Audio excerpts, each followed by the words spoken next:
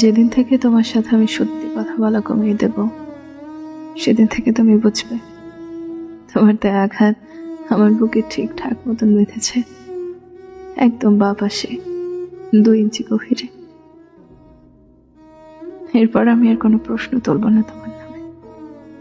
নীরবতা যে কতটা ভয়ঙ্কর হয় তুমি তা সেদিন বুঝতে পারবে। মিলিয়ে নিও। হ্যাঁ, মানছি আমি কথা থামাতে পারি না, 7-5 না ভেবেই বলে ফেলি অনেক কথা। সামান্য কিছু আমায় দমিয়ে রাখতে পারে না।